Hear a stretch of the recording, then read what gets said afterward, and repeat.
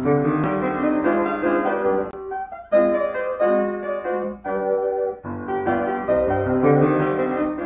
Syracusa was I born, and wed unto a woman, happy but for me, and by me, had not our hap been bad. With her I lived in joy. Our wealth increased by prosperous voyages I often made to Epidamnum, till my factor's death, and the great care of goods at random left, drew me from the kind embracements of my spouse, from whom my absence was not 6 months old, before herself had made provision for her following me, and soon and safe arrived where I was. There had she not been long, but she became a joyful mother of 2 goodly sons, and, which was strange, the one so like the other, as could not be distinguished but by names. That very hour, in the self-same inn, a meaner woman was delivered of such a burden.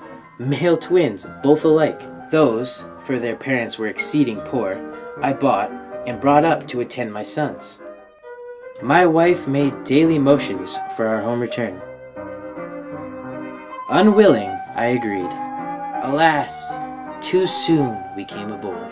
A league from Epidamnum had we sailed, before the always window being deep gave any tragic instance of our harm. But longer did we not retain much hope, for what obscure light the heavens did grant did but convey unto our fearful minds a doubtful warrant of immediate death,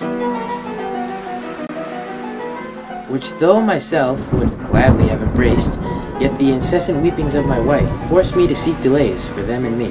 And this it was, for other means was none.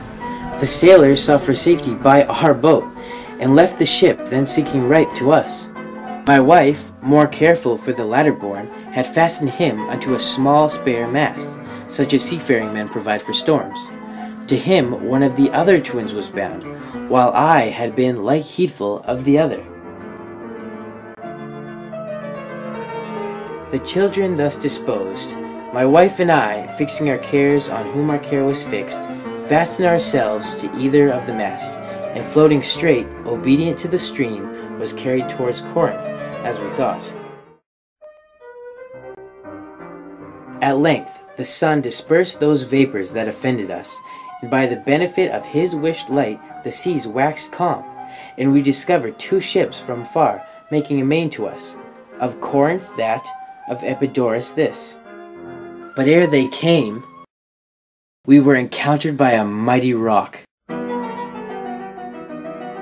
which being violently borne upon our helpful ship was splitted in the midst, so that, in this unjust divorce of us, fortune had left to both of us alike what to delight in, what to sorrow for.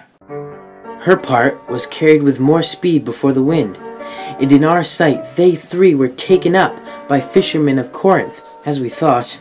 At length another ship seized on us, and gave welcome to their shipwrecked guests, and would have reft the fishers of their prey, had not their bark been very slow of sail, and therefore homeward did they bend their course.